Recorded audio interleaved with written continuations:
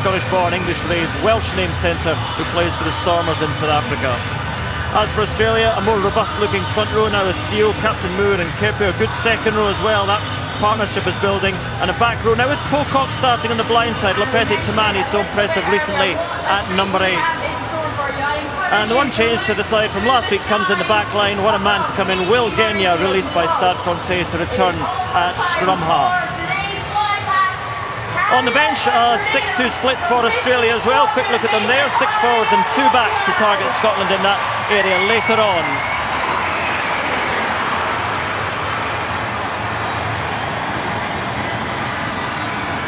And the referee for this one is Ireland's John Lacey.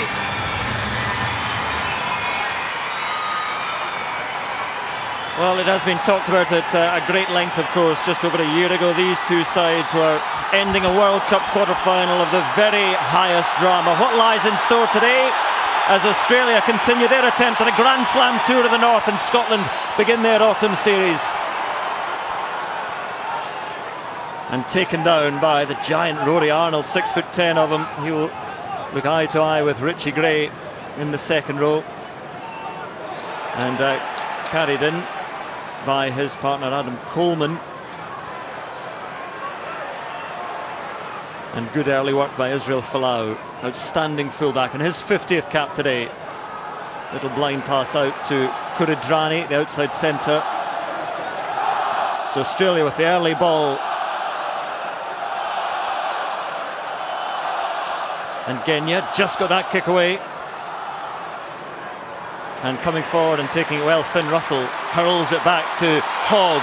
And Hogg looking for runners and then delays it and gives it out wide, and it's carried on now by Dunbar, and Dunbar still going. Dunbar into the 22, eventually hauled down by Israel Folau. But Scotland pouring on now, and Russell gives it wide. Carried in by Fagerson. Advantage to Scotland, penalty coming. Laidlaw looks, gives it beyond Maitland onto the century man. Ford is there, just gets it back. Scotland still carrying it on, still with the advantage. Barkley takes it. Russell now tries to slip his way past Kuridrani. Hogg now dancing, and up to within 5 metres. What a start now by Scotland. Carried on further. And now Richie Gray. Australia beginning to set their defence again, but Scotland muscling up to within 3-4 metres of the line. Laidlaw pointing, complaining. Back they'll come now for that advantage, that long advantage. Scotland might have hoped for more there. That infringement was offside sometime, a good few phases ago, and a penalty is something, Chris Patterson, but Scotland might have hoped for more there. Yeah, tremendous start from Scotland, both defensively initially and then with the ball in hand in attack as Greg Laidlaw opts to go for the 3 points. Initially a wonderful take at the kick-off by Rory Arnold, and we saw Coleman, his second row partner, start off the ball in hand, and then Scotland came alive after some great defence. Alex Dunbar making the break. Stuart Hogg was working hard to support on the inside, and as soon as they broke the line, I thought the ball was on to go through. You see number 15 Folau made the tackle. There was space in behind, but Scotland opted to keep the ball in hand, and a great start for Scotland. So Laidlaw, a kicker of the deadliest accuracy.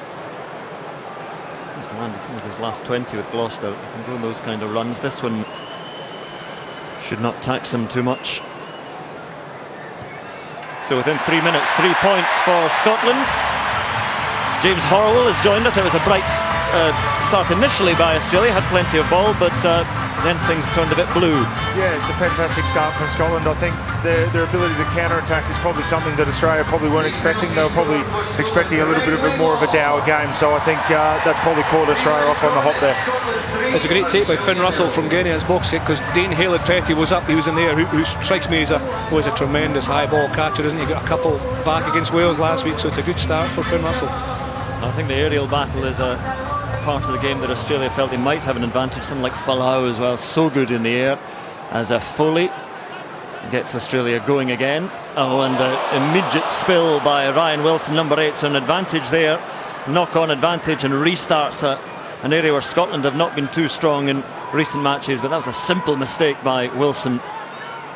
And a real opportunity for Australia now. Right on the edge of the 22. Captain Moore, I say captain, he's not today's hooper, but Moore, wonderful work by the hooker. And his 114th cap, and Australia now menacing. Still there for Australia. And the blue line flying up in defence, but this is where Australia are so dangerous. And Scotland going for the interception, gives the chance now to Folau, slips it out, and an opportunity now for Haylett-Petty on the wing after the work by Hodge. Still there for the Wallabies, 2 metres out, and Will Genya gives it on to the forwards to crash up to the line, can't quite get it down, just about on the line. So Australia have to try again. Carried on now by Keku, and then the spill as Folau comes through. And you saw earlier in the move Dunbar flying up to look for the interception, but didn't quite pay off there, and Scotland survive. Yes, it's the end, isn't it? Kepu just trying to get his hands free around the back of the tackle, trying to see Folau changing his line to come into that space. But, well, we saw the Australian attack last week, James, be so direct at times, and then vary the balance between going tight and going wide. They're at it again this afternoon. Yeah, I think that was a great start. Shows you how important the restart is in the modern game. I think, you know, Scotland's inability to take the restart there really hurt them. And the Aussies look to be using the ball well like they did last week. See, the man down injured is Adam Coleman, and that's how it happened instantly.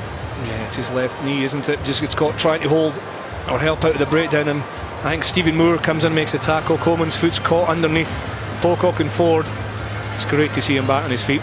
Actually, Ryan Wilson's hobbling off alongside good Dr. James Robson. Coleman looks a bit better, but Wilson, uneven running style, taking him off, so we'll see what treatment he requires. But big mistake at the restarts, and they're so important in the modern game. Well, we said Coleman was in better shape, but he certainly isn't. So a replacement coming on for Australia. It's Rob Simmons, Queensland Reds man, and John Hardy's coming on in the back row for Scotland. Not a change they would have wanted to make so early on, but a very good player to have waiting in the wings. Oh, he's tough as teak, as John Hardy. Very similar across the back row. Hamish Watson and Hardy share that kind of workload with Edinburgh, their club side, as you see Coleman being helped off the field, but they're both real scavenge and Simmons. John Barclay as well, so the balance isn't quite there for Scotland in the back row, but three very good players.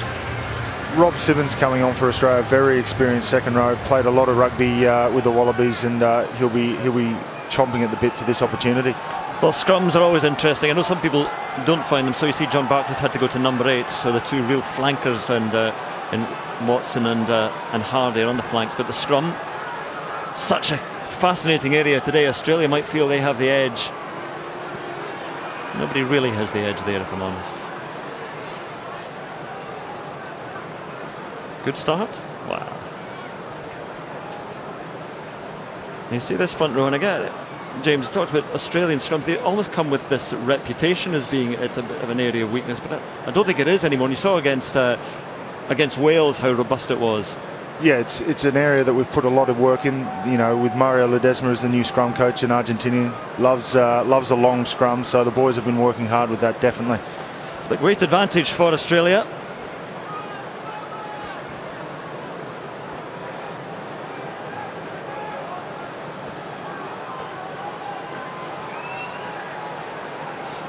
Lacey gives the signal to Laidlaw, who feeds it backwards. A bit of a crumbling scrum. Barclay picks up in his new position of number 8 now.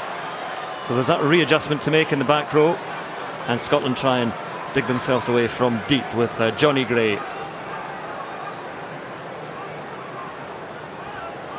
And again, a risky business, but Ford was there. And Laidlaw looks for some heavy men again. Goes behind them to Russell. And who will claim this one? No one. Henry Spate tried, knocked it forward, and Scotland indeed have the penalty because it was picked up then by, I say, interfering with the ball, as Henry Spate initially made the mistake, and Scotland, well, that's the sort of ideal exit for Scotland now, having the penalty. And I think that was deliberate, looking at Finn Russell's exit. He deliberately went high. I don't think they want to go to the line out too often, and that is an unusual kick to go so high from your own try line, but it's exactly where he wants to put it, in that 5 metre channel. A good chase by Sean Maitland, and Henry Spate just fumbles under pressure.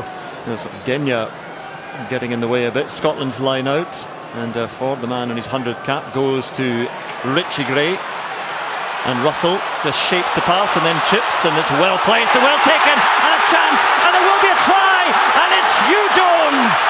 Hugh Jones under the posts. The nearly new man, and his second cap for Scotland, gives Scotland what will be a 10-point lead. And a try, an opportunistic try, created by Finn Russell, the bounce of the ball, and then, well, people have talked about the pace of Hugh Jones, and what a moment for him. Oh, what a score, what a start by Scotland. A wonderful execution from the training fields, really, off the top of the line out from the front, and watch the delay on Finn Russell's chip. He's pulling up the Australian defence, and he just dinks it over the top, in between the front line and the back line. And Hugh Jones, it changes his pace, changes his angle to get on the end of that and score under the sticks. Fantastic score by Scotland. Yeah, they're the ones that you train during the week and you hope come off. When they would have had a plan, first line out of the game around there to play that play, they would have seen something in the tape during the week, and that always gives you great confidence going forward when a move like that comes off that you would have worked spent a lot of time on the training pitch.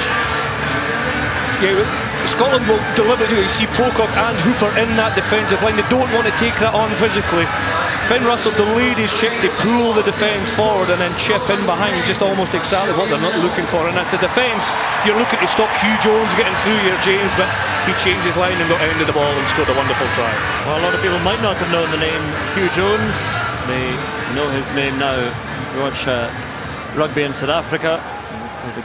Good deal in the Currie Cup as well. Outstanding player for the Stormers. Was born here in Edinburgh, English parents, and raised there, and went to South Africa, studied there, and has stayed there.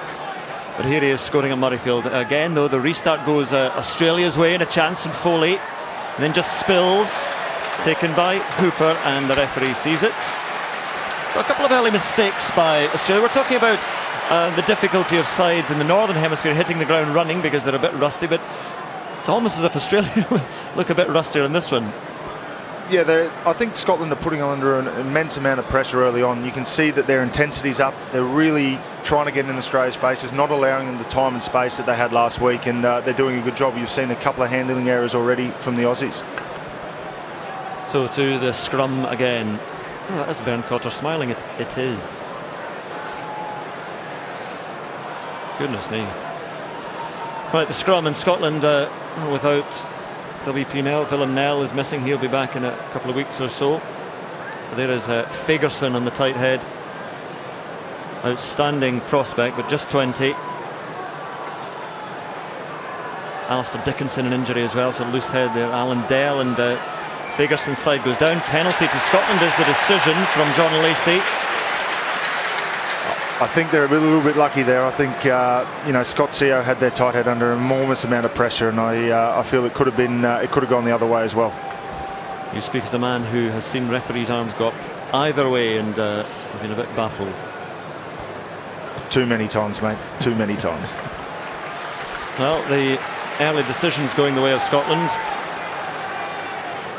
So Scott Seo is called Scott because after Scotland, his father was in the squad for Western Samoa in the 1991 World Cup, and decided Scott Seo was born the week before that famous match. Scotland won that match in the 1991 World Cup, and so Scott Seo.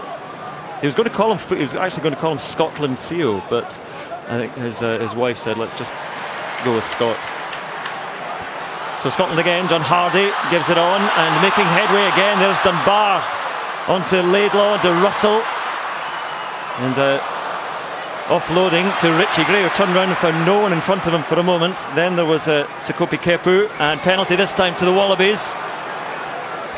Yeah, it's David Pocock, isn't it? Just working so hard over the ball. Johnny Gray just took the ball from Finn Russell's pop, and then that man Pocock, copybook, textbook, over the top of the ball. He had to fight hard to stay in there, but he's won his side a good penalty. You can see this is what he's so good at, surviving the clear out. He's so strong over the ball. His ability to survive. There's 2-3 Scottish players all over him, and he still survives there and be able to hang on to the ball, and that's why he's won the penalty. Troops running on, medicals, physios. It's like a Richie Gray is down injured. See Australia with the 3 early penalties conceded. Actually, there's a player who plays for Southland. There's Richie Gray getting treatment, always worrying. Let's see how he fares. There's a Cardiff Viega plays for Southland because Toa Viega played for in the centre for Samoa in 1991. He's named after that famous victory over Wales in the World Cup. Anyway, here's the look at the try again. Stop rambling.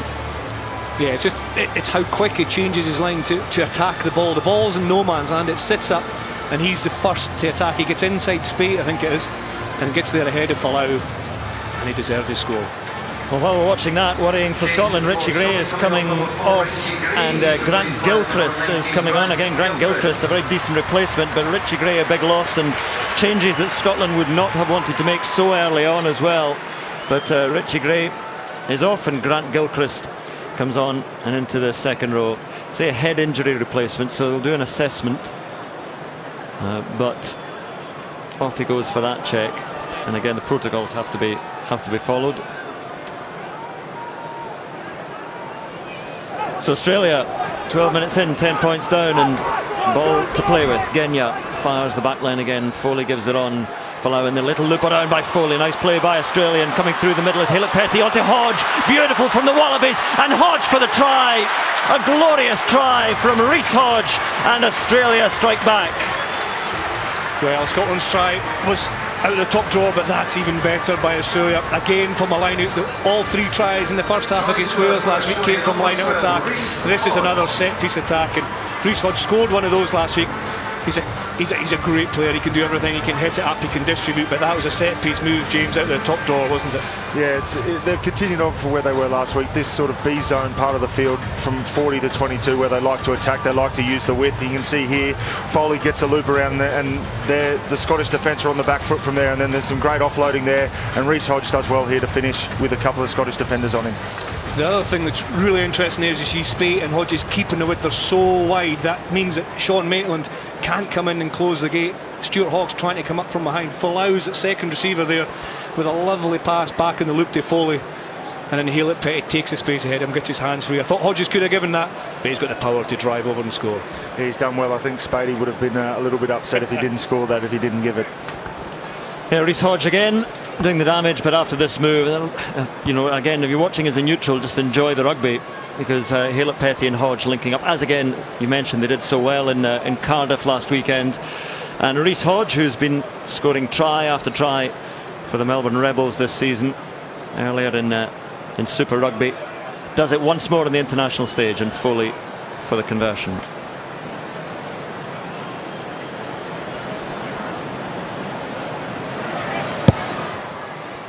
That's better from Foley. I say better because last week that was the one part of his game that didn't quite fire, place kicking, but he is 1 from 1 today, and Australia within 3 points.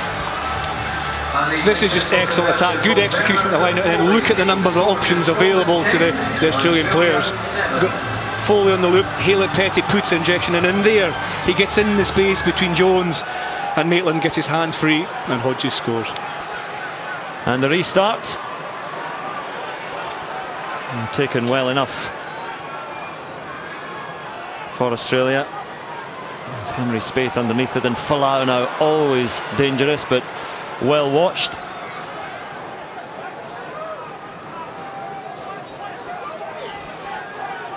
And Grant Gilchrist in the red scrum cap on early for Scotland and into the action. Richie Gray off for a head injury assessment, and Foley's clearing kick, and waiting and gathering is Russell. Now Hogg, and Hogg always a buzz when he gets it, but again he's well watched. Hooper and company take him down, and Laidlaw under pressure, and Scotland looking to secure this. And Rob Simmons was fine, says the referee, as the ball was out, but then there was a little knock on by Australian hands, and Scotland will have the scrum. A little bit messy. It was nice and clean in there, wasn't it, James? A few boots flying. No, I think there's a lot of pressure at the breakdown, you can see, and there was a much better line from the Australians then on the kick chase after the first one where Scotland nearly went through. I think they're obviously aware of that now, and there was a much better kick chase line, and you can see they've been able to put Scotland under a lot of pressure here. Yeah, battle at the breakdown. We all know around the world about Pocock and Hooper. For those of you who don't know, Hardy is very similar. And indeed, Hamish Watson as well. He's so tough and strong over the ball. John Barclay made his name in that, so there will be a lot of pressure. But all four of those men you mentioned there, sort of Barclay side, the four who are real open side flankers, they're all of the same build. They're all ridiculously powerful upper bodies. You can see them, and Watson is certainly of that build. And they get over it like limpets on a rock, and they're just immovable. It's a fascinating battle in the back row. And there is Hooper on the open side for Australia. And Australia certainly giving a bit of a shove on there in the scrum, and Scotland under pressure. Barclay does well. Started at blindside, but at number 8 now, and Scottish body's not getting in there, so Australia will have that ball and a chance to attack. And here is Kuridrani. Tavita Kuridrani just tries to muscle his way past Hugh Jones. And things moving in the direction of Australia now, and Genya. A couple of false starts. And then the spill again, and carried on, and Fagerson gives it out to Gilchrist and on to Ross Ford, and there is Barclay, and Ross Barclay fancies a little chip through, and there'll be a line out to Australia. Again, just a few uncharacteristic mistakes from the Wallabies. Yeah, John Barclay opting to drop on the toe, and that could be because of the amount of pressure on at the breakdown. He knew he was isolated in the wide channels. I think Visser was outside him, but he would have wanted that ball to stay in field, I think, James. That's sorry, Lopeti Tamani just down injured at the moment, the number 8, who has been, he's effectively the man who's been keeping Pocock at on the blind side. He's been so good at number 8, and he looks in a bit of bother here, James. Yeah, it looks like he might have a bit of a stinger or a burner down his arm from a contact, which is a nerve-related thing. So hopefully he's all right and can continue, because obviously losing Coleman early on is not ideal. So hopefully you'd like to see him stay out there. Interesting to see 6 forward replacements on the bench for Australia as well. Since the squad's been increased to 23, I don't think I've ever seen that. Having 6 forwards, but they may need them. Looking at the opening 17 minutes or so of the game so far. Yeah, I think it's something that, you know, Michael Cheika really likes doing. He likes, because he asks a lot of his forward pack, and so he wants them to run themselves into the ground, and then they know that there's fresh replacements on. You know, there's 3 locks on the bench for Australia. You know, unfortunately losing Coleman early is not ideal, but we've got coverage to be able to make sure that they can get the job done. And that area of the forward strength for Australia later on becomes accentuated now, because Scotland have had to lose Richie Gray and Ryan Wilson very early in the match, so their supplies in the forward department are becoming a little bit depleted. Australia safely with the line out and get a decent maul going, better than decent now, and they have the penalty coming in at the side, John Barclay. And so they are free attack here with a penalty coming. Lovely pick up by Folau, and Folau almost through, and a beautiful offload, and a chance now for Australia through Hooper and Genya has Kuridrani. Beyond him, it's taken by Scotland and by Hugh Jones, who had to be there. And Australia's long advantage is over now, and then Scotland have the penalty. So really a dream result from that passage of play for Scotland to come away with a penalty, because again, for all the world, Australia were scoring. They're just so dangerous with the ball in hand. This time again from a line out, but it was a driven line out. It was driven very well. It took, you know, almost 10 or 15 metres out. And as you see, Richie Gray, coming back onto the field after his head injury assessment for Grant Gilchrist. It's great to see him back, but the Australian backs are so dangerous. Yet again, Israel Folau was at second receiver, just outside Foley there, and he's terrorising the opposition defences.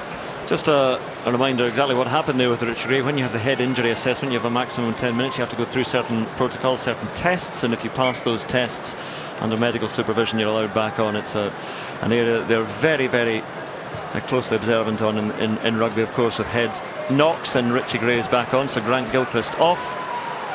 And Hugh Jones scored the try, and a telling intervention here as well. Yeah, there's Folau at second receiver. More often we see him out in the wide channels. Hooper is a classic 7 open side support player, and that pass here from Genia almost Hodge in for another try, but Hugh Jones, well, he scored one, and he certainly saved one there as well. Scotland still under pressure though, and Jones has had a busy match indeed. Ford finds his mark. This time it was Barclay, and here's Hardy. He's tunnelling his way forward. Carried in this time by Johnny Gray.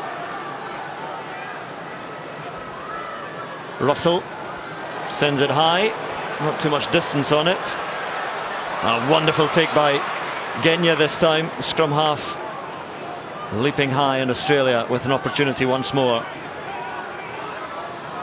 Carried in by Rob Simmons and Moore, and the crash ball for Folau, and he's still going, so strong. Dunbar eventually held on to him. Kuridrani, little blind pass, looking to pop it out to Rhys Hodge. Was a bit forward in any case, but off Hodge's hands it came. And again, just the life of this Australian backline. They're just so dangerous. There's so many threats across the field, and that time it was Stephen Moore distributing to Israel Folau, so it's not just the forwards. And well, this is with its sourced possession, probably the smallest man in the field getting up highest in Will Genia. And this is the end, just Kuridrani's pass just too far in front of Hodge. I think he was well covered by Maitland anyway, but maybe I look back to last week as well. I felt Australia did leave 1 or 2 tries out there, and you know, if you look at the scoreboard, they're trailing Scotland at the moment, and it will frustrate the players and the coaches that you don't make the most of these opportunities. Trailing, but certainly most of the play in this match has been happening in this area between the Scotland 22 and the halfway line.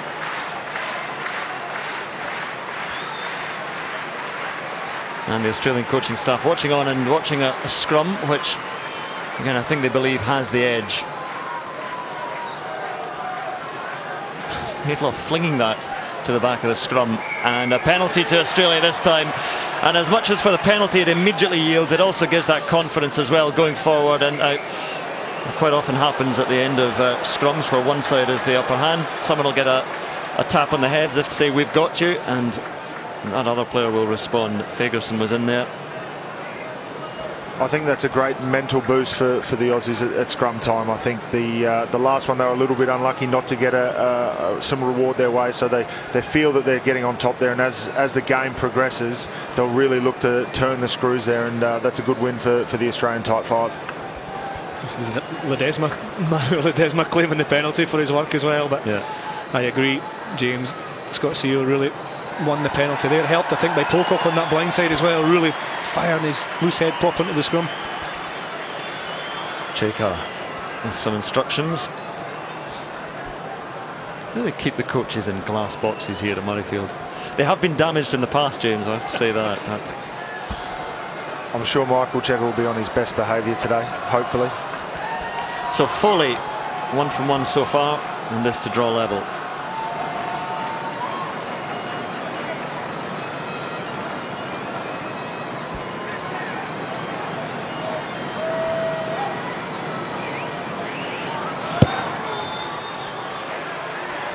Another one sweetly struck by Foley, and we're all tied up at Murrayfield. 23 minutes gone.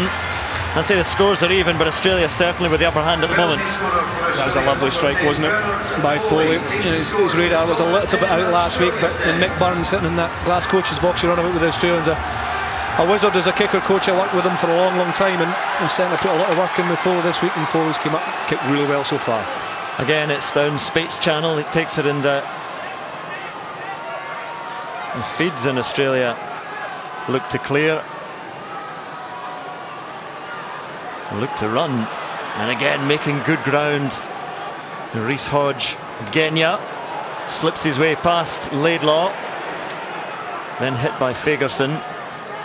And Hooper plays scrum half. Good carry by Lopeti Tamani. And there's Hodge again, but he's well met this time.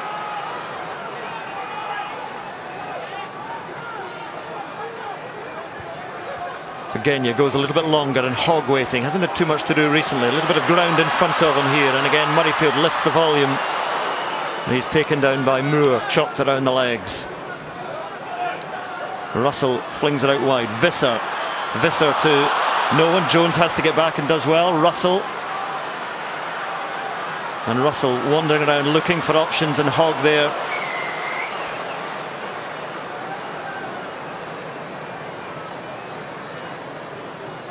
So a penalty. There was an advantage being played, so that was an infringement by Sikopi Kepu, the Waratahs tight head, offside. He gives a massive exhalation of the cheeks and a grimace, but a chance. I see we're on the outskirts of Laidlaw's kicking range here, but he's going to have a bash.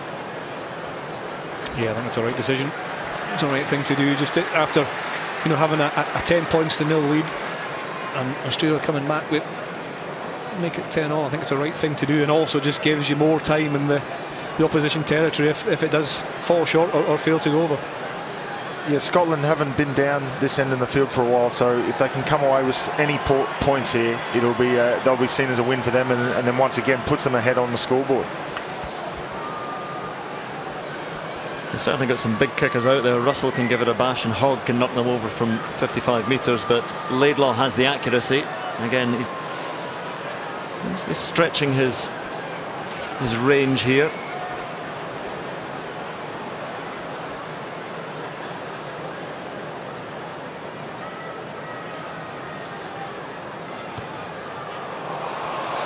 And it's scooped it up in the air and just trying to give it that little bit extra.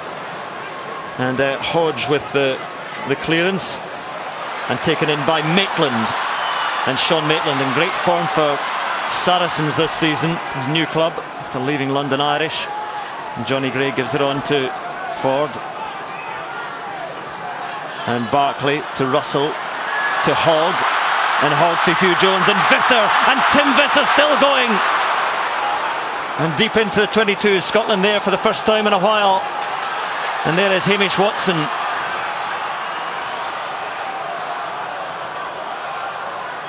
Russell again, and Finn Russell almost through. Offloads to Richie Gray, and Richie Gray trying to batter his way over the smallest man in the pitch.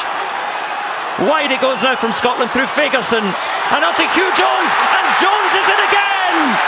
Hugh Jones scores his second try. What a remarkable game he's having, and Scotland lead once more. Scotland are just coming alive with ball in hand. They haven't had a lot of possession, but when they have had possession, they've caused all sorts of trouble for the Australian defence. That time, Hugh Jones actually set Tim Visser off down the left-hand touchline. He managed to get himself back involved in the game and score that vital try. Finn Russell had a lovely break and offload feeding Richie Gray. And then Hugh Jones, who spoke about his outside break prior to the game, and we saw it there again. This is them attacking the edge. The delayed pass from Hugh Jones here just sucks in Folau, allowing a little bit of space for Tim Visser. And when the ball's recycled, Hugh Jones kicks Fagerson's pass and skips outside as it's Seal or Kepu and scores. Kuridrani, wasn't it, in defence there, James? That was a good step around Kuridrani. Yeah, that was some great feet.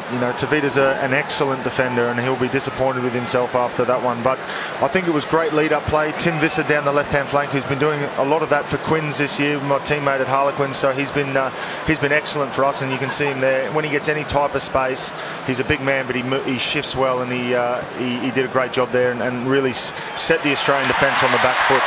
And Kirsten Laidlaw, 7-point try, and Scotland's lead stretches again. What a game Hugh Jones is having. And I said he played in a sort of scrappy win over Japan in the summer, and that was it really. Came on as a replacement there, and here 2 tries against the Wallabies. It's the balance in his footwork as well. I mean, a lot of people have great footwork, but they don't have that acceleration once you've been able to put the defender on his heels. And well, Hugh Jones certainly has that. He's been on fire all week at training, and he certainly started this game with a bang. A name that you feel should be cried out loud in Cardiff. And I said English parents and English raised, but born here in Edinburgh. And the touch finder doesn't quite do that, so Foley manages to, and Russell is told just to calm down by his captain Laidlaw because they're coming all the way back. There wasn't much of an angle there for the clearing kick for Foley. So 22. As he plays for the Stormers. You think of the other centres, Duncan Taylor injury, he's coming back soon. This man's ahead now of Matt Scott and Mark Bennett. And noise and cries of Scotland around Murrayfield, and it's a bit messy in the line out. So Maitland is into Tamani and Moore. There's Fagerson having a rough time in the scrum, but good ball carrier. Johnny Gray, older brother Richie lends considerable weight, and Laidlaw sends it high. Maitland chasing this down for Scotland.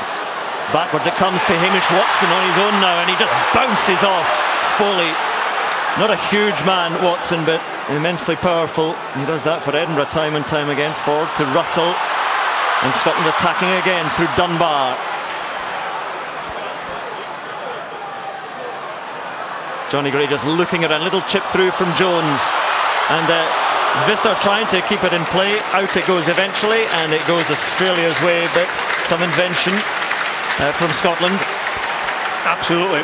I said it earlier, they are coming alive with ball in hand, and that time they were far more direct. Johnny Gray, Richie Gray carrying hard, Alex Dunbar straightening the line, but yet they're still looking for those edges, the outside edge, putting footwork on the defenders, and when they kick, they're kicking really, really short so they can kick to contest and try and win the ball back. Well spotted by a touch judge, eventually came off the sort of shin of Tim Visser, so Australia's ball, but having to clear from some depth here. 10 minutes to go in this first half. Foley. And Visser waiting for this one, and the quick take to Hogg. Hogg sees what's available, not too much at the moment.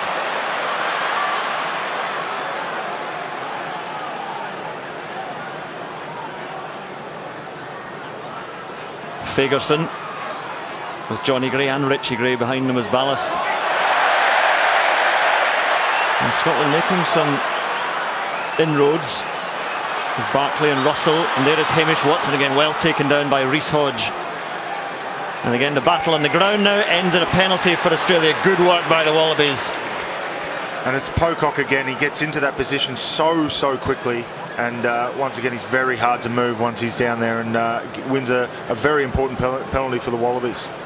It's just his arms are just enormous. He's taking a sabbatical, and he'll be missed from not just his technical ability, but his mental ability to see that so quickly.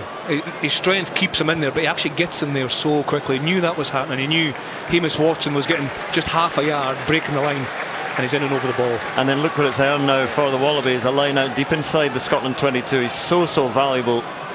Fantastic kick from Foley, but yeah, again, Pocock is just one of those guys. He's a real student of the game, loves to look at the game well, and spends a lot of time trying to perfect his craft, which is the breakdown. So Australia with an opportunity again, and taken down by Hooper, and through Pocock and Genya to Folau, and Folau into his own man, and that will end Scotland's way. It was Rhys Hodge. It was just confusion as much as anything else. There just seemed to be one pass a little bit behind, and everyone's running angles were a little bit put off, and I think that's what caused Rhys Hodge to just get a little bit in front of Folau here. You know, that ball's a little bit behind him, and if it was in front, Hodge was also looking for the short ball, so I think, you know, if the ball was out in front, he probably would have been right on the spot where he needed to be. I think what was good about Scotland's defence was the width. If your defence can line up outside the attack and come up, you can do that.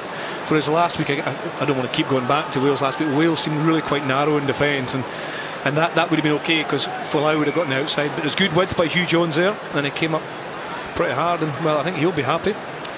Off to Montpellier at the end of the season. He's practicing his beach pose, or actually Montpellier doesn't have a beach pose, does it? Oh God, my French geography has gone horribly wrong. Scotland lose their line out, and again an area where perhaps just been a little bit weak of late, and a gifted chance to Australia. Carried on well by Sekope Kepu. The ball just there still for Australia, and a little inside pass to Hooper. And the penalty to Scotland this time. This time it's the work by Barkley on the ground. Anything Pocock can do, the Scarlets man can match. Exactly, great body position there, and there was a great line-out steal from Rob Simmons by the Wallabies there to turn the ball over, but you know, that's a really important penalty that he's won there for his team. It lets Scotland off the hook a little bit, and now you can see the kicks well into Australia's half, and the line-out will take place on the 40-metre line in Australian territory. It's the same as Pocock. Look how quickly he gets over then. He has the strength to absorb the hit from Tamani, stay on his feet, get his hands on the ball. So brave, but so technically good as well. These guys who play in the back row and all over the field now. It's not just a back row skill. So Scotland's line out again under pressure, but Richie Gray is there, and Watson takes it at a bit of a canter and makes some good ground. Not sure he knows too much about it at the moment, but Australia trying to turn them. Richie Gray again You can see what Scotland have with him back on the pitch. Russell, a little show, and then give Hardy to Maitland. And Laidlaw just delays and delays, gives it to Johnny Gray. And Scotland into the 22 again. Australia trying to secure that ball, but still with the home side. Once more to Fagerson. Eventually punched back. And Johnny Gray. Final 5 minutes in this first half. Russell again. And Richie Gray. And carried in by Barkley. Scotland just get it to ground, but the ball is lost, and Australia will have the scrum. Again, some enterprise going forward, some encouraging signs, but you have to be so alert and so strong at every breakdown of play. Yeah, slightly more direct, wasn't it, that time? As he just a knock on in the tackle. They're slightly more direct from Scotland. Australia's defence was up to the task. As you say, big collisions in and around the tackle area. Just another breakdown. Ross Ford's down on one knee, and treatment coming on. I say it's hard work as well because it's a high-paced game. But Hugh Jones, you're just joining us. He's scored a couple of tries, and that is why Scotland lead by 7 points, nearing the break. And the referees had enough with the physios. I think that was a tactical injury, so just give me a little breather for a moment, ref. Be interesting to see what Australia do from this scrum, James. If they do have dominance, they could see this, albeit on their own 22, as an attacking opportunity. Yeah, I think they'll try and keep the ball in here and try and get a penalty and try and work their way into some decent field position to get some points before the half. But you'll see what happens here. But I think that's what they'll look to do. Watch on this side here. There is a Kepu against Seo against Fagerson. Now they move it quite quickly, and so the clearing kick over the head of Visser, and it's a very, very good clearing kick. Well, yeah, you could certainly see value in going for the penalty from the scrum if you do have a clear advantage, but Scotland will have the line out. It's a good kick as well, wasn't it? It was one of those just over Tim Visser's head where he can't risk going for it and then knocking it into touch and conceding the throw in the line out. But really good execution of an exit by Australia. It's a powerful figure, Ross Ford. Great player, experienced player. I think this is the one area where as a lot of hookers often do, just feel the pressure. He's got some good targets in there, and the Gray brothers and Barkley, who's up so high this time, he took it well. And Watson.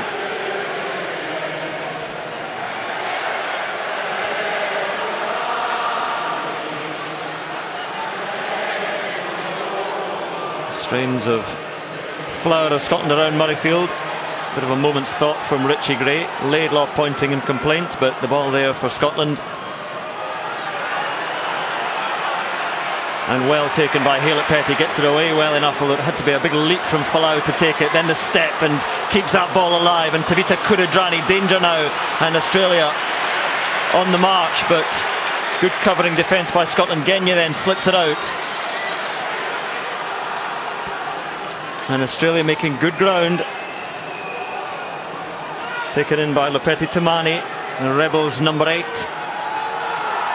Just a couple of minutes remaining in this first half, and very aggressive defence from Barkley on Moore. And a great turnover by Scotland. It might be a counter turnover. John Lacey tells Australia to stay there, and Russell then with his kick half charge down, picked up by Dunbar. And all a bit messy at the end, but Scotland will have the scrum. And it was great defence by Barkley initially. Yeah, it was a big hit, wasn't it? It was not only the big collision there, she flying out line, spotting Stephen Moore, but then he gets to his feet quickly. And he's quite lucky there. I don't think he can play the ball with his hands because there's a ruck formed, but he was quick enough to fool John Lacey. That's what every good back rower does. Bends the laws as much as they can, and he did very well. It was to throw one hand out there and get it stuck on the ball. I think that was a great effort, and there are some massive collisions going on in there, both sides of the ball from both teams. So it's the physicality stakes look to have stepped up here in the last 10 minutes of this half. Very, very interesting. Come, all this will take its toll in the final 20 minutes on both sides, but who can expose that? Again, you look at replacements, you look at the squad. Rugby is a 23-man game now. The final minute, though, and the final attack will go to Australia. Ngenya. Nice work by Dane Hale-Petty again. Ngenya with quick recycling through Foley, and Falau coming into the line, and once again he just makes his way past a tackle or two. Thump coming in on Henry Spate, then carried in by Rob Simmons. Still Australia's ball, this time through Sio, and Hodge gives it on, and Falau, and Vissers up quickly, this time on Kuridrani. Just checks the Australian attack for a moment. Australia desperate to take something with the clock red. And Moore takes it in. Ngenya under pressure, the ball is there, it's fine, says the referee. And it's Alan Dell into uncharted territory, the loose head prop. So Scotland have the final attack. What can they make of it? Russell, the kick, he sees Spate forward, it's going to go dead though, and the half will be over. And what a half it's been. Scotland's first half of international rugby this season, and they lead the Wallabies. Yeah, the concern coming into this game was that Australia were match fit, they were match sharp, obviously having played so many internationals. Scotland hadn't played since June, but one or two problems at the set piece perhaps for Scotland, but when they've got the ball in hand and the tries they scored have been absolutely outstanding. A cracking 40 minutes of international rugby. Yeah, Scotland have done really well. They've taken their opportunities when they've been presented, and they've really probably put the Wallabies on the back foot, I guess, with their line speed and their tackle completions. They haven't really missed a lot of tackles, only for Australia's try where they did, so I think they'll be very happy with that first half. Just remaining on the pitch for a moment, Scotland, they lead 2 tries from Hugh Jones, and Scotland lead Australia 17-10 at half-time.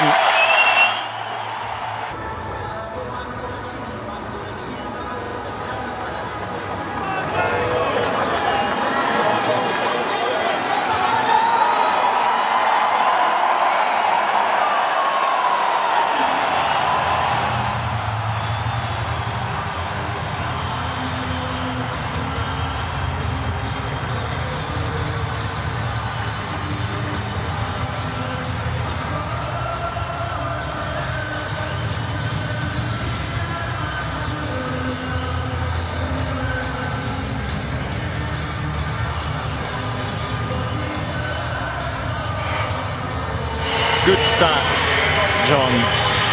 So Foley is ready to start this second half. No changes to either side at half-time, so we have just the original changes made in the first half, which were Rob Simmons on in the second row for Adam Coleman for Australia, and Ryan Wilson was off in the back row. John Hardy came on for Scotland. Australia again with that ball from the start, so an early chance for Henry Spate.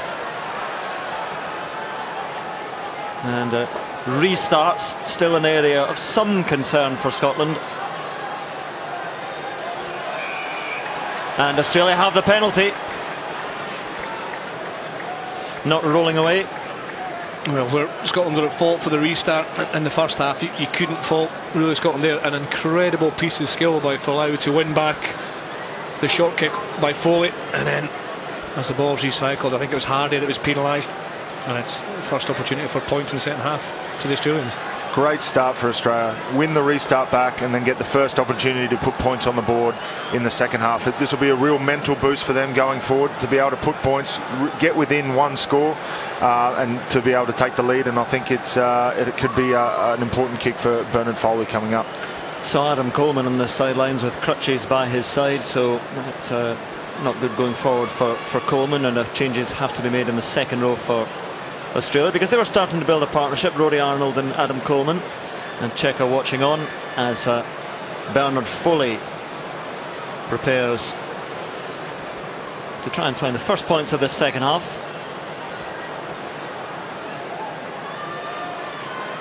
Ideal conditions for a kicker, hardly a breath of wind.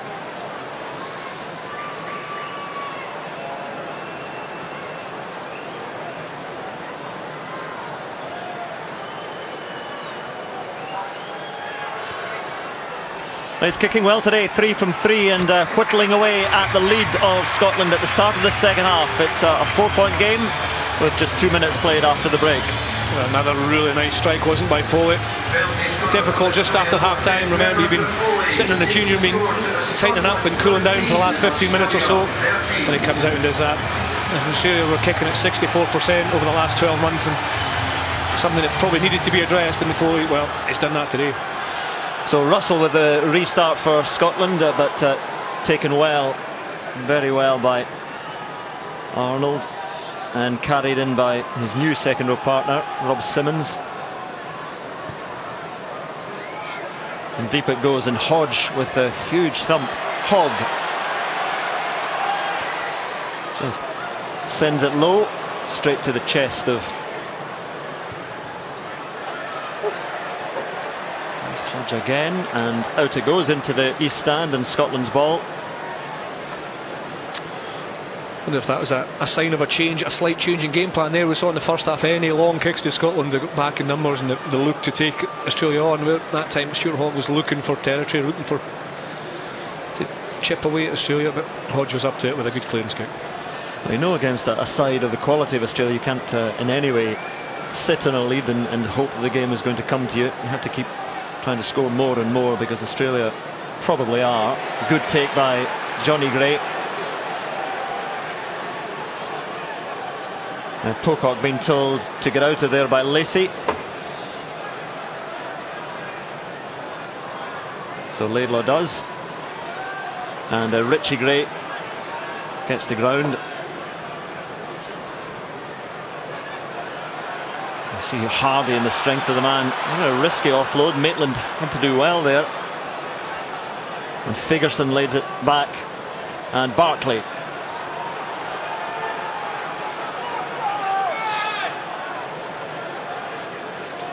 Johnny Gray. And Watson. And Australia trying to hold up the open side flanker, but he gets down, and Russell, little step, and Russell's almost away, looking for support runners now, still just about going himself, flings it out, and Laidlaw gives it on, carried on by Dell, and there is Barkley, and Scotland suddenly have a bit of pace. Then it slows for a moment, and Gray gives it on to Figerson, and he tumbles to earth, and still with Scotland. Russell gives it deeper this time. Hugh Jones, little grubber kick through, and chasing it is Hardy, and it bounces for him, but Hardy is then shunted into touch by Will Genya. And Scotland were attacking slowly, and then that little bit of extra zip came. It's a good balance to the game, isn't it? You know, that they were taking the direct route, and then once they send some space out wide, they get to the danger man so far, and Jones, and he drop onto the toe. Well covered in the end by Genya. He is covering the backfield on his own. Folau seems to be quite up flat in the outside channels, so there's a lot of ground for the 9 to cover, but he did it well there. Scotland almost down to 14 men there. Dell was having his hamstring stretch, perhaps just a bit of cramp, and he's okay. And Hardy, the bounce of the ball favours the flanker, and Johnny Gray gives it on to Ross Ford. And Ford trying to get it back, but good work again by the Wallabies, and it's coming back their way. No, says John Lacey. Scrum to Scotland. That came from a bit of inaccuracy at the line out. You saw that you know, your exit line outs are so critical nowadays to relieve pressure, and we just see a little bit of a mix-up here with the delivery. Didn't get it to Will Genya, and Scotland pounced on it. So this is a great opportunity for Scotland here with the scrum, 10 metres out right in front. Well, it's a great position. They have a big blind side there as well. You see Jonathan Humphreys, who knows a bit about scrummaging. But Scotland have to show more here in this scrum than they did in the first half. I'd be really surprised if Foley doesn't shift over to the left-hand side of the scrum in defence here, because there's Stuart Hogg and Sean Maitland on the right side. Look, there's the communication, trying to figure out who goes where. You must respect that sort of side. Kunadrani's now going over. That's too big a space to leave. This is almost a dream attacking position. Almost, I don't know, 3/5, 2/3 of the pitch. The scrum is over. It's not quite centre. It just creates that large blind side there. And what does Scotland have planned? It has to be a good scrum first of all.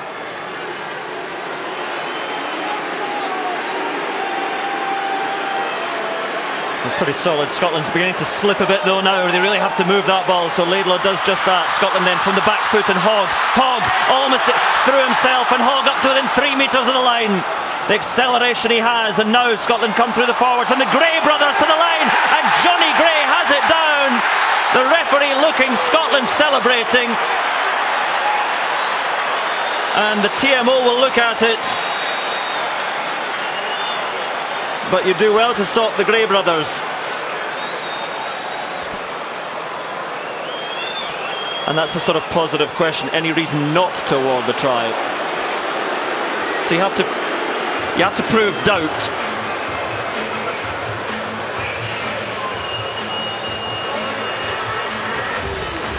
So in other words, you're not looking for reason to see it as a try. You have to see it as a reason why I can't award it. Again, that's always the benefit to the attacking side there. Yeah, that's pretty conclusive there. I think he's made the line. Ian Davis did say that the assistant referee on the far side said he'd seen the ball being grounded. James, do you agree? Yeah, I imagine this will be a pretty quick decision here, unless he's lost it there. But I think, yeah, you can see the ball will be on the line there. That's a try. Great work try for Scotland off some good field position from the scrum, and I think Laidlaw did really well to get the ball out of the scrum going backwards.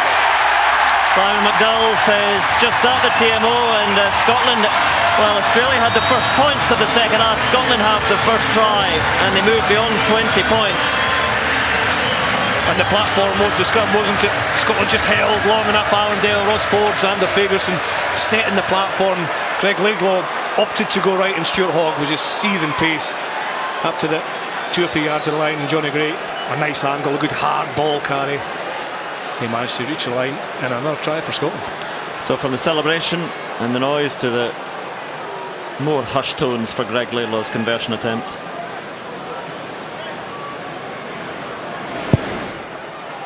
Coming round well, a glancing blow off the post, but enough to send it back, so just the 5 points. But again, it was off a scrum that was going backwards, and then Hogg did this. They're so quick, they're so difficult, so much space for Kieran Dryden to cover, and Hogg just gets that footwork similar to Jones in the first half, and then he was eventually brought down, and Johnny Gray coming on that angle so hard, so much desire to reach the line. It's very hard to stop. So how will Australia respond against the little dinked restart? And again, it works so well for Australia. So they're on the front foot once more through Moore.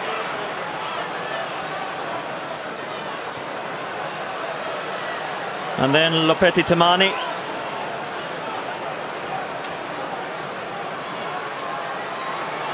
And Hooper, and Dunbar trying to hold him up. But he gets down. Dean Mumm is on for Australia. On for Rory Arnold. And there is Rob Simmons, so a new second row partnership. And Kepu carries, and then Genya. And then the tackles fly up, but through comes Hodge once again, just about getting the offload away, but takes it down. Genya with a little fumble, but fine, says the referee, and Tamani. And Australia stung into action here. In Scotland, their attack has been so good. The defence has to be just as strong. Foley. And Hooper took it. Flat enough, says the referee. A little sly pass into Folau. Australia just beginning to look a little bit ponderous. And there's Pocock. Moore gives it on to Kepu. And then the quicker ball. Foley, and it just went beyond Hooper and couldn't quite take it, Reece Hodge. So again, the spill at the end from Australia, but a reward for the defence of Scotland through those phases, a dozen or so. Yeah, there was some great continuity there from Australia. I think they held on to the ball more than they probably have for most of the game, but then just the little miss pass, just the timing was off again, and you know, Reece Hodge was through a hole there, but you know, his timing was a little bit off in between the Australians, and yeah, once again, good defence from the Scottish. Yeah, Hodge had already made the clean break in that phase of play just slightly earlier. There's 9 handling errors for Australia, so unlike them, in such a wonderful day here in Edinburgh, but for me the Scottish defence got organised really quickly. There was venom and there was physicality in each tackle, but they were organised and back on their feet quickly. Yeah, their defensive coach Matt Taylor is a great. He used to coach me at the Reds. He's a fantastic coach, and he would have had them very organised. Let's relive the tries from the match. Hugh Jones first of all, then Hodge with a beautiful move from Australia. And a second from Hugh Jones and his quick feet.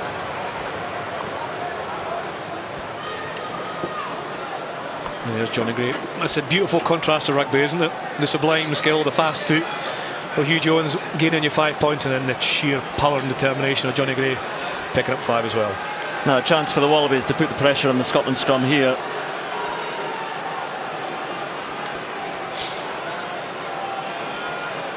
Scotland will look to get this away sharply, because already I'll say Scotland standing a little bit firmer there and perhaps even getting moved forward. So Russell, he delayed his kick, and eventually it comes now to Henry Spate. Hogg and Maitland trying to heave him towards touch, but another opportunity now for Australia. And Tamani,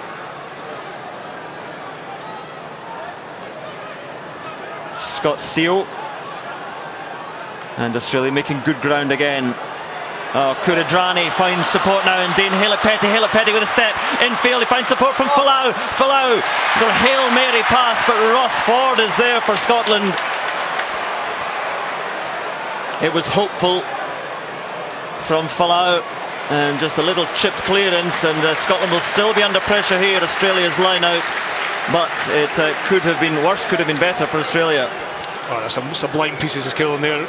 Could have drawn his hands to Haylett-Petty, and then you can see what Folau's thinking there, trying to keep the ball alive. I must say, Finn Russell getting back and making that tackle was outstanding. He throws it over the head of 3 Australians here. You can see why he wants to keep the tempo, why he wants to keep the ball alive. Looks like Alan Dell's first cap. He's done really well on the loose, hasn't he? He's carried hard, he's been effective over ball, and the scrum work was certainly improving. So Gordon Reid is on at loose head for Dell. And this is where the squad depth does get tested, and carrying it forward now, David Pocock. He said it's a 23-man game, and Hooper, and there is Reid meeting him, and Pocock, and Australia still threatening. Tamani, Genya, well taken by Johnny Gray. Good pickup by Tavita Kuridrani. And Scotland's defence is having to reset itself so quickly. There is Dean Mumm on in the second row, makes some good ground. Foley, little pop infield to Hodge. Still there for the Wallabies. Foley again to Hooper. Hooper over the top of Finn Russell. Carried in by Rob Simmons this time. 9 phases, still there for Australia. And a scrum to Scotland again. That defence working so hard, and the man taking most of the plaudits there, Hamish Watson. Yeah, we've spoken about how sparkling Scotland have been in attack, but the last 10 minutes or 5 or 6 minutes certainly have all about defence, and it's the ability to get back on your feet and make a tackle. Scotland are only committing 1 or 2 to the tackle. The rest are on their feet coming forward in the line. It's so hard for the Australians to break through. Yeah, their discipline in defence has been excellent. You know, they're disciplined to only send a tackler plus 1 player to the breakdown, and then fanning out. So making sure, as you said, they've got numbers on their feet and ability to get off the line aggressively, which you see they're doing. They're putting Foley and Genia under a lot of pressure, which is not giving them the time and space that they've had previously. And this is rugby. From having made all those phases of tackles, working so hard, you have to get down, packed down in a scrum and shove your heart out. So Laidlaw, again, I think we have totally abandoned straight put-ins to scrums. Penalty to Australia, and there is the edge they have. I think that's on the loose head side for Australia. Scott Seo again, I think, put a lot of pressure through the scrum there and get just reward with a penalty, and they're going to take the shot. Do you think they considered, well, as a skipper, James, did they consider the scrum there as well, do you think? I think probably not at this stage. I think you know, right in front, it's almost a gift, 3 points. I don't want to put the mocker on on Bernard Foley, but the way he's kicking today, it's an easier 3 points, and I think you got to keep building the scoreboard, because then that puts you within 6 points of Scotland, and you just got to keep ticking it over and stay in touch, because we know the game breakers Australia have to be able to break this game open at any stage, and they're going to keep playing to the 80th minute. That's something we're sure of.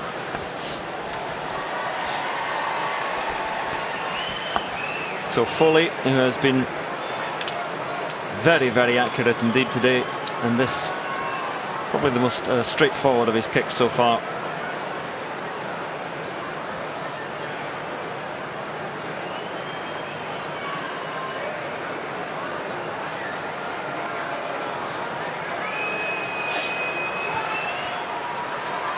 Through it goes, and Foley chips away at the Scottish lead once again. 6 points the difference, and Scotland are making a change, and the man winning his 100th cap today is coming off. Ross Ford coming off, and Fraser Brown comes on. But Ross Ford, as so many in this Scotland side can be today, pleased with his work, I'm sure.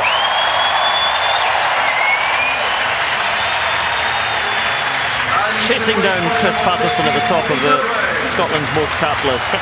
A great ovation for Ross Ford there.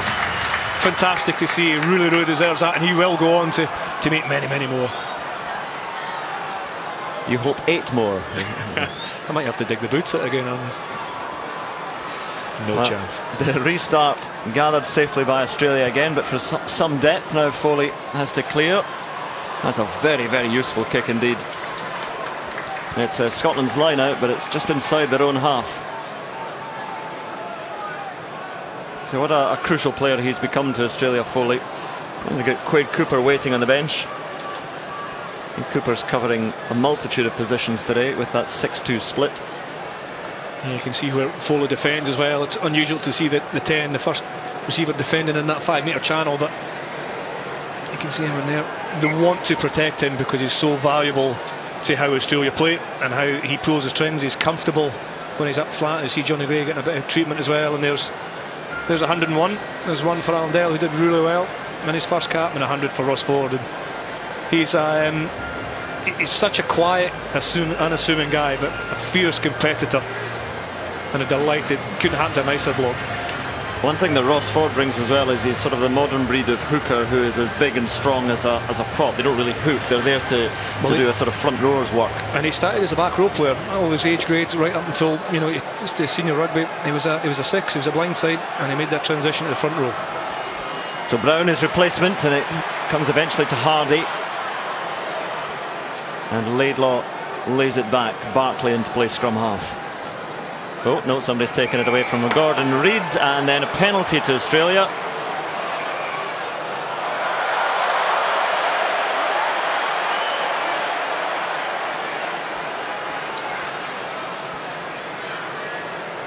Let's just listen in.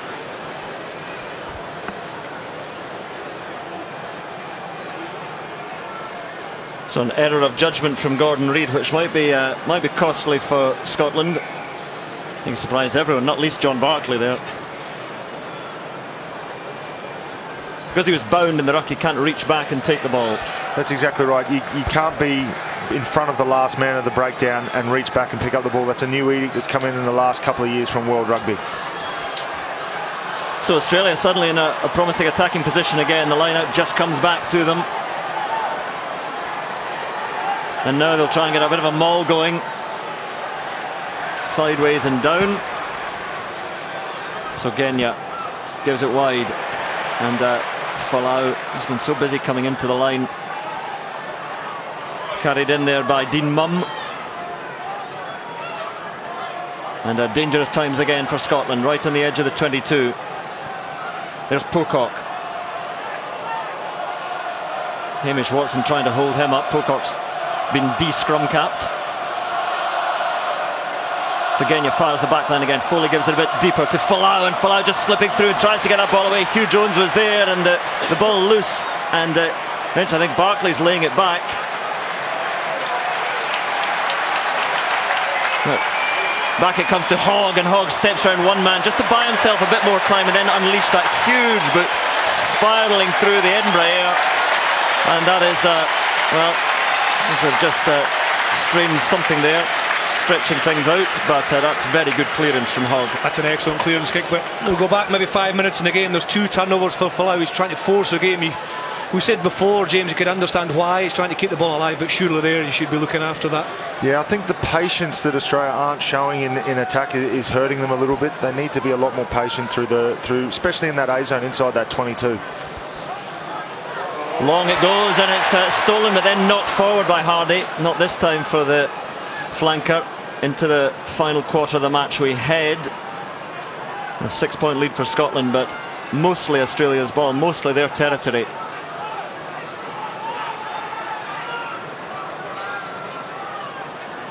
Good take by Foley, and under a bit of pressure gets the ball away. And who will win the aerial battle? And Hogg waiting for it.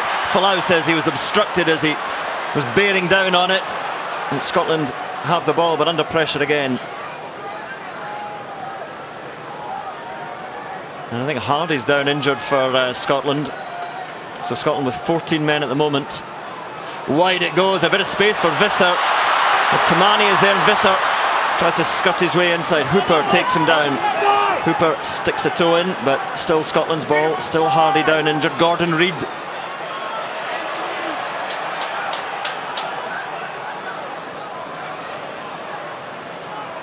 To Russell, and Russell thinks he sees a bit of space there, but Foley covering well. You can see Hardy still getting treatment. And Australia spin it wide, and Kuridrani attacking with a man advantage. I think Hardy is going to be heading for the edge of the pitch soon. Referee stops it. Penalty to Australia.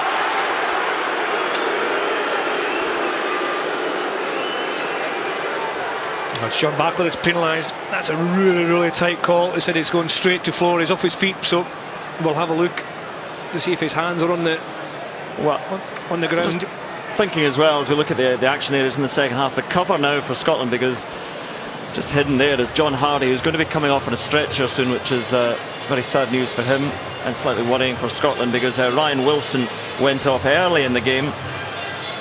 So again, it would have to be a bit of a reshuffle with Grant Gilchrist perhaps coming on, and Johnny Gray go into the back row. Yeah, probably out of the two, Johnny will probably slip back to number 6. The beauty of Hamish Watson and John Bartley is that they're comfortable in all 3 positions. Here's the injury, number 20. It initially looks like a head knock.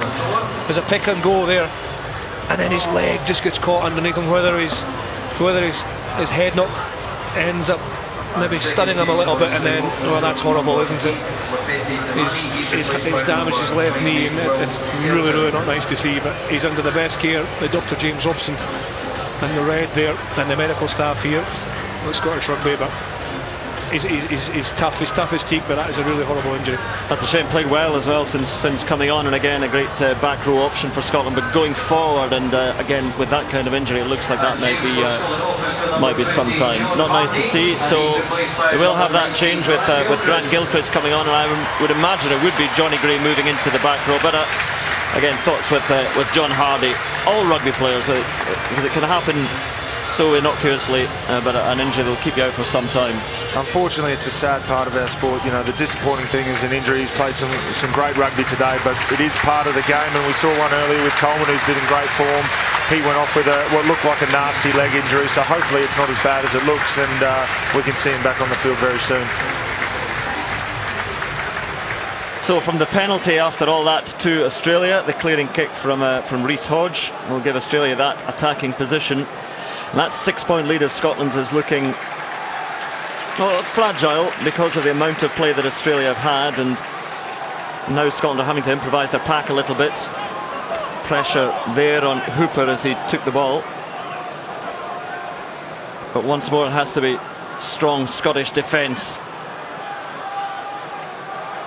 Carried in by Ala Latoa, the Brumbies prop, who's on. And there's Pocock, just scoops it up. Foley flips it back into Folau, always on Foley's shoulder.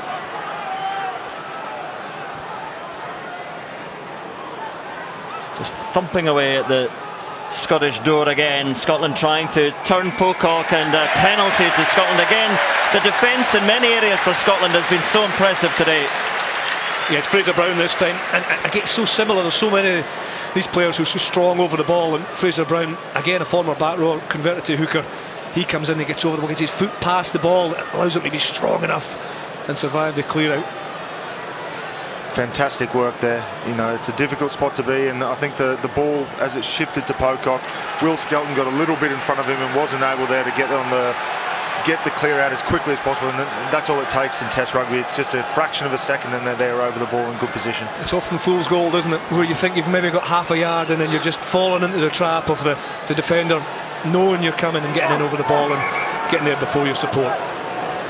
So Scotland just taking their time coming forward to this line out. Still a long way to go in this match though. 17 minutes remain, 6 points the lead, and Brown looks for his man in Richie Gray, and there is Hamish Watson. He gives it on to Alex Dunbar with strength from the inside centre. Crashing on Barkley. Hooper eventually falls on him, and quicker pace from Scotland now, and Russell gives it wide to Hogg. Hogg a little chip, and the chase is there for Visser if he can get it, but the ball beats everyone into touch. Folau was covering. It's so close for Scotland, and the crowd boo because Folau is having a little push at Visser, but well, we'll have a look at it. No, there's nothing in that at all. Nothing in that at all, but it's more pressure from Scotland. Right from that line at moving the far side, Sean Maitland, the winger, was actually at the front of the line. It was a pre-planned move, and they're certainly playing some sharp attack. Shorten line out under pressure from Scotland, and stolen. Laidlaw has it, and Laidlaw now. So Scotland with a chance. Gilchrist gives it out. Little pocket of forwards carry.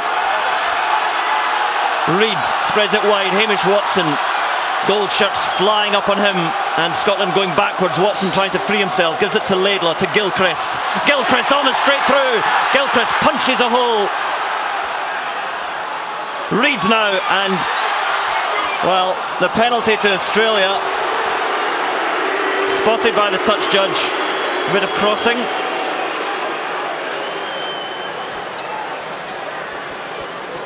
And perhaps that is how the gap appeared.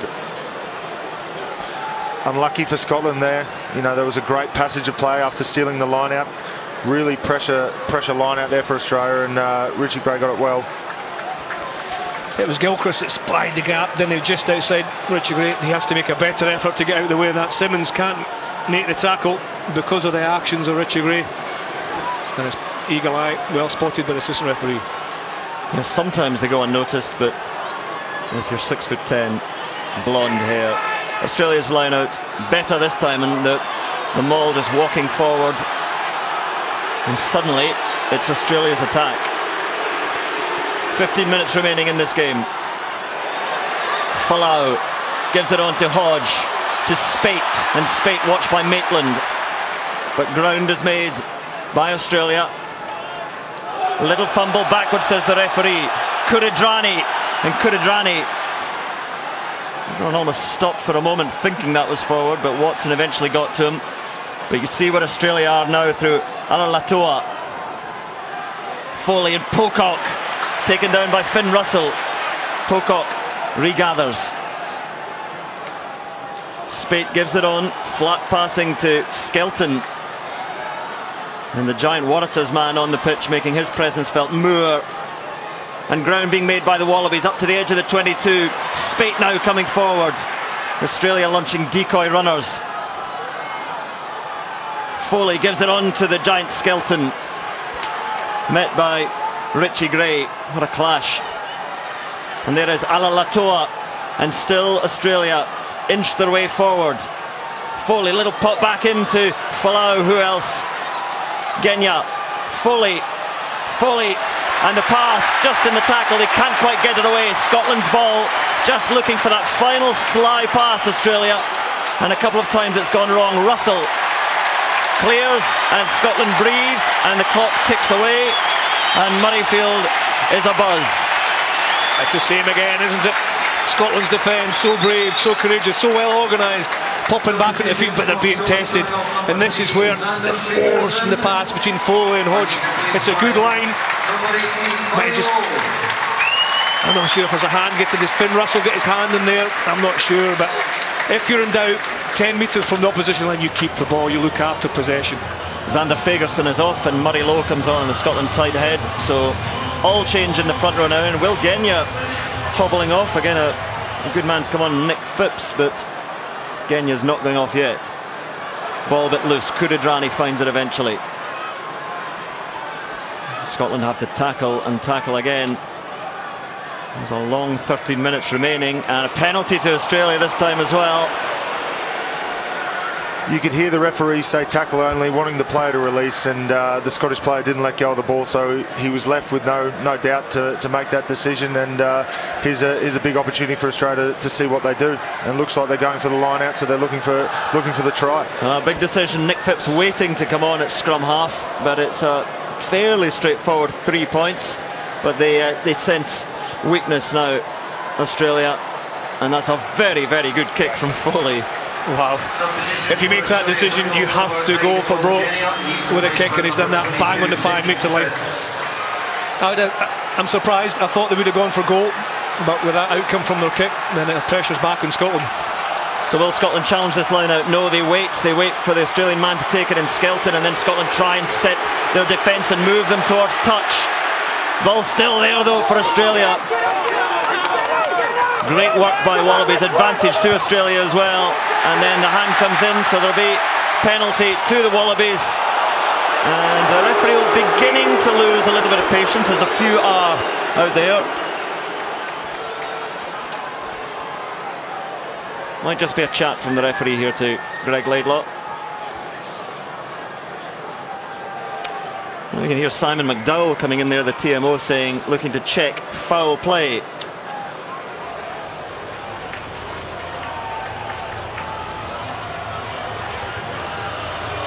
So 20 gold is Will Skelton, so they're looking at Will Skelton coming into the ruck.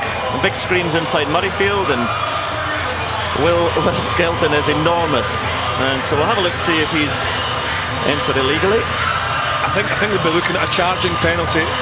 And what instead of looking at that, there was a directive sent out this week that players, you can hear the referee, players making contact with heads, and that includes high tackles, charging, leading elbows, striking or kicking, and it looked as if he charged with his shoulder after the whistle to Johnny Gray, but we'll see the pictures to prove that. Well, let's have a look. Will Skelton again, not difficult to miss.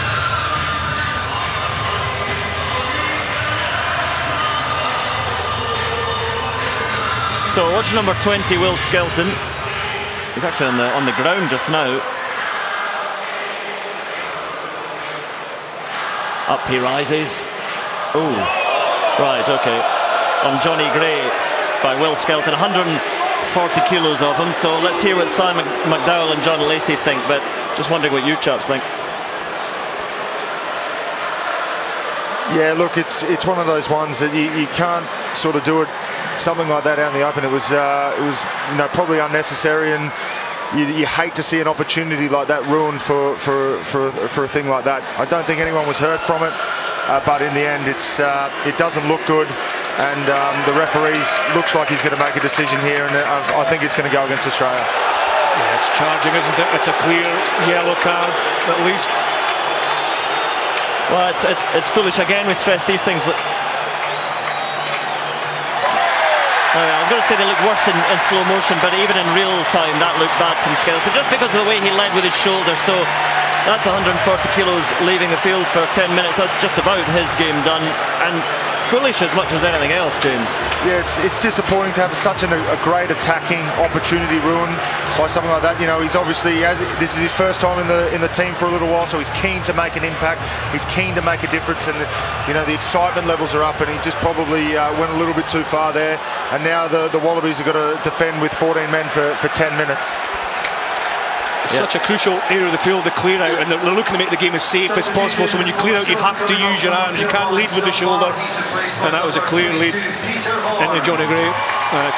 For me, it's the right decision. Well, what an opportunity Scotland have now. A 6-point lead and a man advantage. Alex Dunbar is off in the midfield, and Peter Horne has come on. Now Will Skelton will be furious with himself. Gilchrist takes it down, flings it back to Laidlaw, and there is Hamish Watson.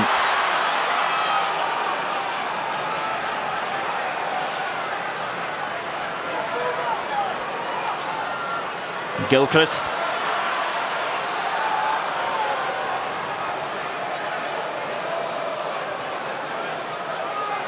Laidlaw deep to Hogg, again just steps on, decides to have a little run himself. Under pressure now though, Blue Shirts trying to arrive.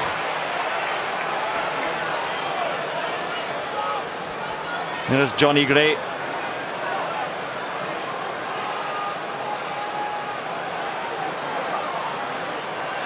Russell gets it away under very serious pressure. Folau waiting, takes it casually and gives it on to Dane Halett-Petty. Little step and into Watson and Jones. And there the new scrum half, Nick Phipps, gives it wide. Carried in by Alalatoa. And the pass taken well by Hodge. So they're a man down, but perhaps they feel a sense of grievance, and they can do this against the tide. Australia, carried in by Kuridrani. Pass just taken by Dean Mumm. Moore feels the hit of Barclay but gets it away well, and Foley's there, finds support in Hodge. Hodge now, and the ball spilled. Chance for Scotland to counter perhaps now. Stuart Hogg. And Hogg fancies a run himself, gives it out to Visser. Visser, he's got forwards to try and beat, and Visser trying to get away, and a foot just in touch as he gets the kick. Gets the kick away, so Maitland's chase to no avail. Back they'll come. I think Hogg looked up and saw the forwards out wide, and he and Visser tried to get away, but it was good covering by Australia.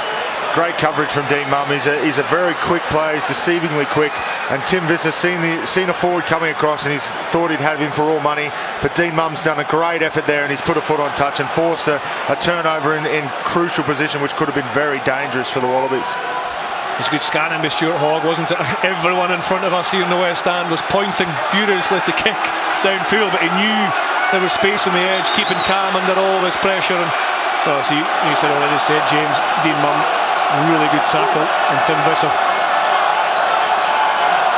Australia's line out taken down well by Mumm, and they try and just get a maul going with Moore steering.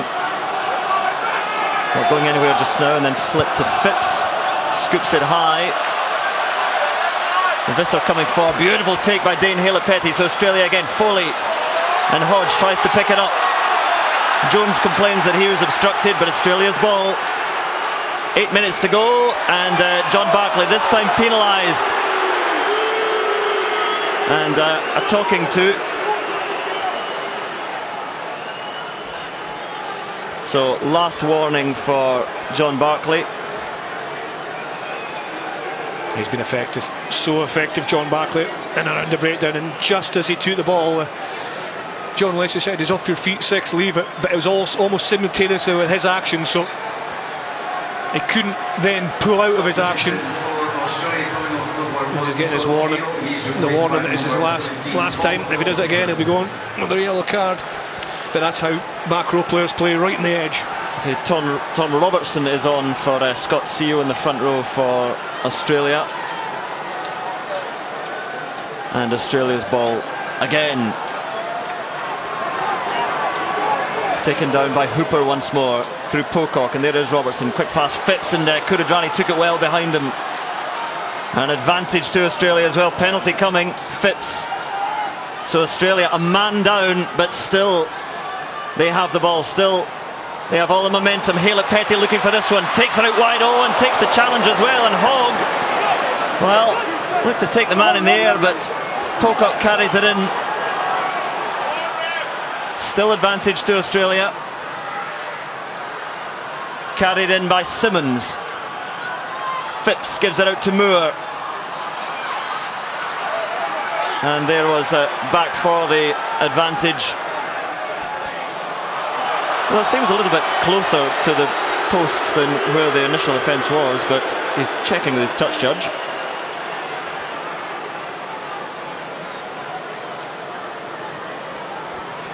I think he was saying offside from the line out, and the back line came up a little bit too early. You could see Scotland in the warm-up were practicing that exact play from Australia, and you could see they've been drilled, and I think they just got a little bit over keen in this part of the game. What a fascinating match. Australia a man down, still with hopes of a Northern Hemisphere Grand Slam matches against Ireland, England to come. They're 6 points adrift. They are attacking with 14 men, and Pocock, Scotland don't engage initially and then punch Australia back. So Moore slips it to Phipps to Foley to Kuridrani, and Kuridrani is through, and Kuridrani for the line, the tackle, the stretch, the try for Tavita Kuridrani. What a carry from Tavita Kuridrani. That's what he can do so well. He gets in there, breaks the first man, and hopefully, or maybe, he's got the ball down. Well, that is a try, and it's under the post. It will be a 7-point try, the conversion to come, but surely Australia will lead with 5 minutes to go, and what a try from Tavita Kuridrani. It's all power, isn't it? Scotland initially defended the line out very, very well, and then the instinct of Australia to play the ball from the retreating maul and then get it to their big runner. Kuridrani's footwork gets him outside Peter Horne, and Stuart Hogg puts a great tackle in, but that reach, that composure, and that finish for Tavita Kuridrani is out of the top drawer. Look at that, he gets outside Peter Horne, inside Hugh Jones, and then under that good tackle he stretches using his whole body to reach the line. And the picture there, Hogg with the tackle and Peter Horne with the exasperation and the beating of the ground in frustration. But what an effort. That's try scoring of the highest order from Kuridrani. Brilliant. So 4.5 minutes to go, and the conversion attempt from Foley. This is taking you to the heart of the action. Or booze. And there shouldn't be around Murrayfield. That was a brilliant try.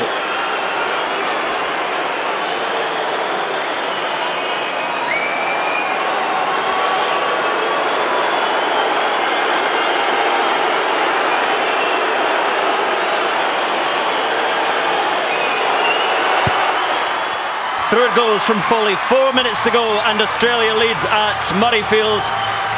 Despite the absence of Will Skelton, their Grand Slam hopes are still alive. Now, can Scotland respond? They've done so much good in this game, but this was a wonderful try. It was just the realisation as we've gone quick, Scotland have gone quick. Spate takes the restart. So Scotland have to put the pressure on now, and the very difficult decision will shortly go to Chris Patterson to choose man of the match, who he's thinking about. Often has to go to someone on the winning side, and that matter has yet to be settled. Hogg now. And that man disadvantage really hasn't hurt Australia too much. But 3 minutes remaining. Russell. Reid gives it on to Watson, not too much out there, and Watson under pressure now.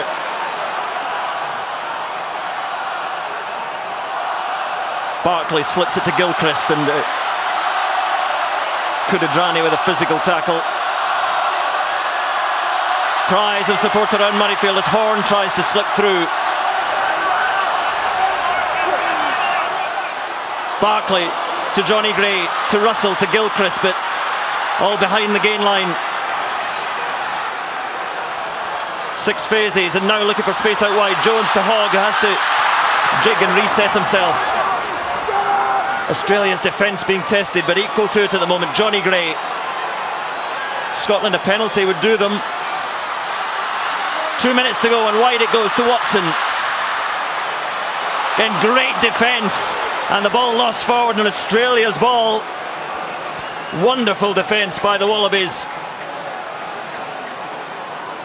So Kuridrani just looks to dig for it, but then leaves it to Phipps. And so we'll have a scrum, and it's Australia's ball, and the clock now, the friend of the Wallabies.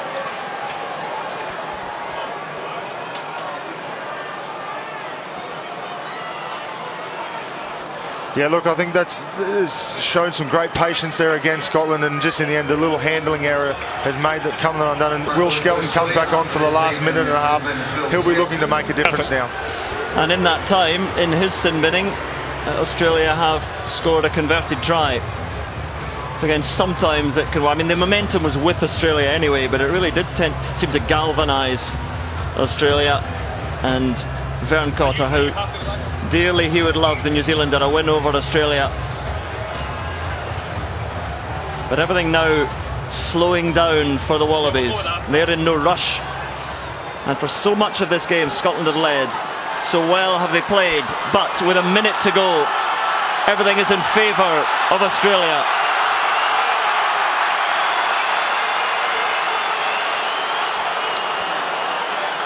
And the dream scenario for the Wallabies here would be a penalty from a dominant scrum.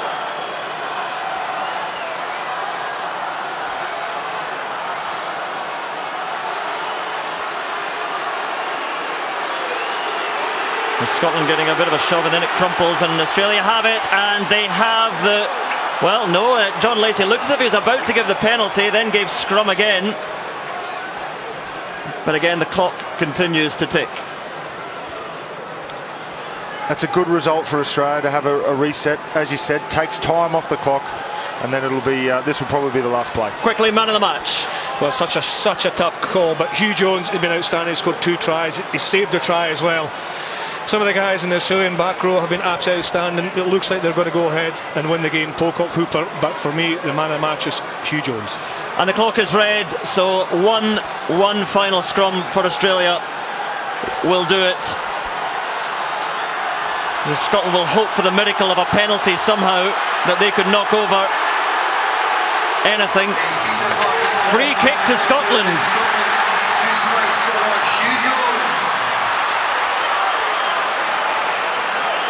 One final desperate attempt for Scotland now to win this game. Penalty would do them. Carried in by Barkley, so Australia's defence now is marshalled. How will Scotland play this? A loose pass from Laidlaw, but carried in well by Murray Lowe. Once more the rallying cries around Murrayfield, and Johnny Gray. Once more the golden tackles come firing in, and Scotland from deeper now. They're actually heading backwards. Hamish Watson, and soon even a penalty will be a stretch. Russell gives it wide. Hugh Jones carries.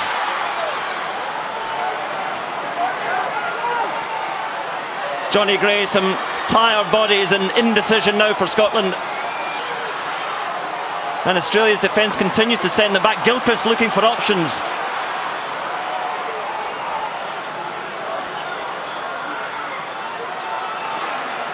Barkley sets it back. Still thin slivers of hope for Scotland, but look where they are now inside their own half.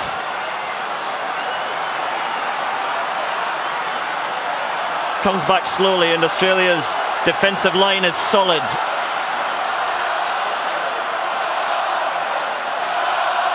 Deeper still it goes now for Scotland, for Russell. Russell tries to make his way through and does, and the offload doesn't quite go to hand. Still with Scotland.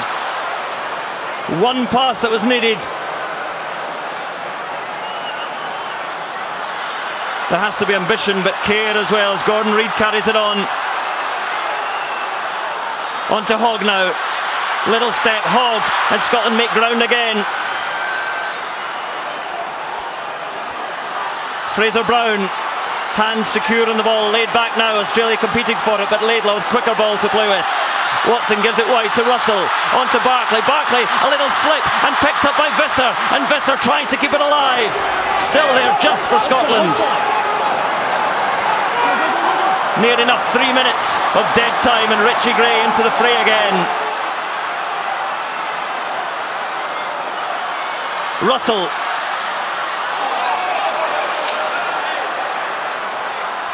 "15 phases of torture for the Murrayfield crowd and Johnny Gray." A pause, a momentary pause from Laidlaw. Gives it to Gordon Reid. And Scotland beginning to make just a little bit of ground. Far too far out for a drop goal. Carried in by Murray Lowe.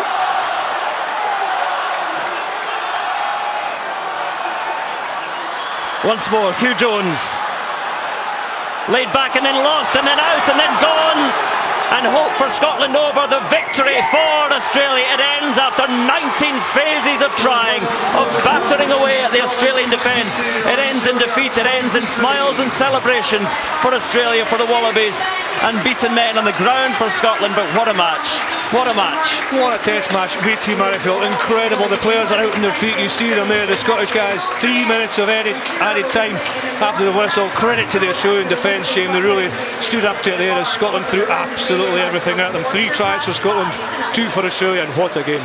Yeah, fantastic game from both sides. Both sides threw everything at it. Wasn't perfect at times, but the Australians stuck it at the end, and I think they'll be very happy with that last defensive effort to come away with the win. But I think, you know, hats off to Scotland. They really took it to the Australians, and when a lot of people probably were writing them off before the game, I think they showed that they're a quality side, and they're going to be a big test coming forward. Single points defeats for Scotland at Twickenham and here at Murrayfield, but what a game. 23-22 to Australia.